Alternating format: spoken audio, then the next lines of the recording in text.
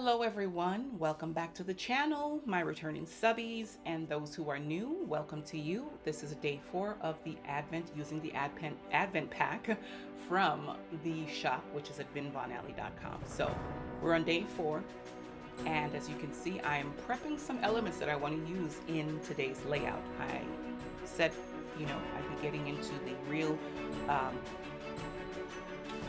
scrapbooking essence, and I really am, and I'm enjoying it. So let's see what the next days turn out to look like. So I'm going to be doing some layering. That's why I'm prepping some elements on the die cutting machine. But let's take a look at what's included in the day 4 envelope. We've got a sticker sheet, we've got twins, we've got a bowl of food, we've got a bow and arrow, we've got the words "Sell me your birthright," and we have them in the die cut form, as well as a card giving a brief overview of what day 4 is about. So yesterday we looked at Abraham. Abraham was about to sacrifice his son Isaac, not his only son, because he did have a son with Sarah's handmaid Ishmael, but Isaac was the promised son that God said he would bless him and Sarah with, and God asked him to sacrifice him. So yesterday we saw through his faithfulness, God didn't allow him to sacrifice Isaac. So now we come down the line, the lineage of Abraham to Isaac, and we want to see what Isaac's life turns out like, and look at his 2 sons, specifically Jacob and Esau, and these are all descendants of Jesus. Let's look at Genesis 25 verses 19 through 26, just to look at the birth of Esau and Jacob. This is the account of the family of Isaac, the son of Abraham. When Isaac was 40 years old, he married Rebekah, the daughter of Bethuel, the Aramean from Padan Aram, and the sister of Laban the Aramean. Isaac pleaded with the Lord on behalf of his wife because she was unable to have children. Already we see a similarity. So Rebekah was barren just as his mother. The Lord answered Isaac's prayer, and Rebekah became pregnant with twins. But the 2 children struggled with each other in her womb. So she went to ask the Lord about it. "Why is this happening to me?" she asked. The Lord told her, "The sons in your womb will become 2 nations. From the very beginning, the 2 nations will be rivals. One nation will be stronger than the other, and your older son will serve your younger son." Wow. And when the time came to give birth, Rebekah discovered that she did indeed have twins. The first one was very red at birth and covered with thick hair like a fur coat, so they named him Esau. Then the other twin was born with his hand grasping Esau's heel. Wow. So they named him Jacob. Isaac was 60 years old when the twins were born. Okay, so I've broken my layout into 3 sections. One that shows the birth of the twins, another section that shows an incident that happens between the twins. So let's look at that incident that happens between the twins, also looking at Genesis 25 verses 27 to 34. And it says, "As the boys grew up, Esau became a skillful hunter. He was an outdoorsman, but Jacob had a quiet temperament, preferring to stay at home. Isaac loved Esau because he enjoyed eating the wild game Esau brought home, but Rebekah loved Jacob. One day when Jacob was cooking some stew, Esau arrived home from the wilderness, exhausted and hungry. Esau said to Jacob, 'I'm starved. Give me some of that red stew.' This is how Esau got his other name, Edom, which means red. 'All right,' Jacob replied, 'but trade me your rights as the firstborn son.' 'Look, I'm dying of starvation,' said Esau. 'What good is my birthright to me now?'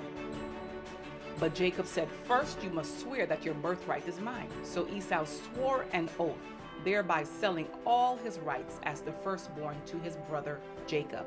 Then Jacob gave Esau some bread and lentil stew. Esau ate the meal, then got up and left. He showed contempt for his rights as the firstborn. Wow.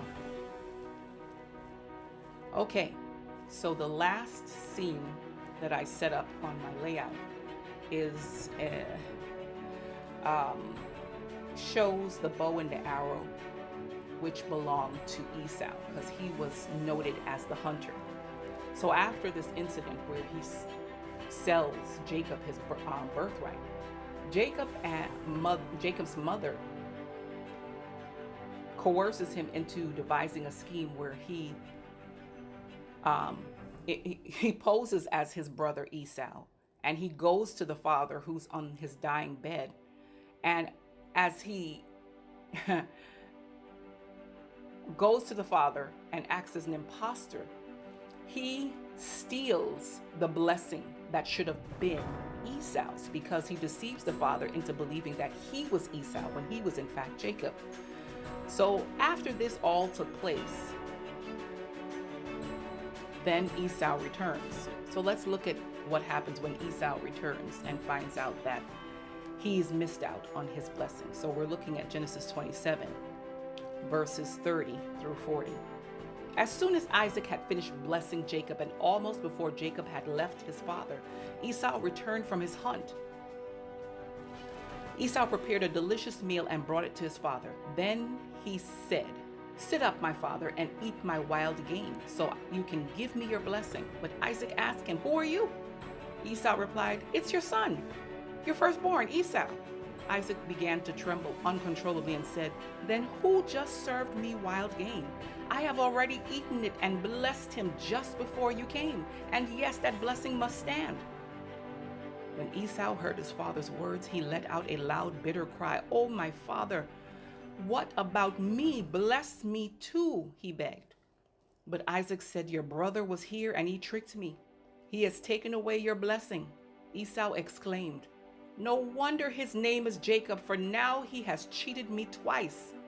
First he took my rights as the firstborn, and now he has stolen my blessing. Oh, haven't you saved even one blessing for me?" Isaac said to Esau, "I have made Jacob your master and have declared that all his brothers will be his servants. I have guaranteed him an abundance of grain and wine. What is left for me to give you, my son?" Esau pleaded, "But do you have only one blessing? Oh, my father, bless me too." Then Esau broke down and wept. Finally, his father Isaac said to him, "You will live away from the riches of the earth, the richness of the earth, and away from the dew of the heaven above. You will live by your sword, and you will serve your brother. But when you decide to break free, you will shake his yoke from your neck." Wow. Jacob deceived, but do you see how the words that God spoke to his mother came to pass? That Jacob would be the brother that is the head, and his older brother would serve him. Wow, what powerful stories. And I encourage you to read all of it in its entirety. See how God's hand is moving even in the midst of these situations, and how it lines up with his will and what he has planned for Jacob. If you enjoyed this video, go ahead and give it a thumbs up. Also, hit the subscribe button and the notification bell, selecting all if you're not already subscribed. That way you don't miss the rest of the Advent videos, as well as any of the videos that I'll upload to the channel. Thank you all again. Be blessed. Bye-bye.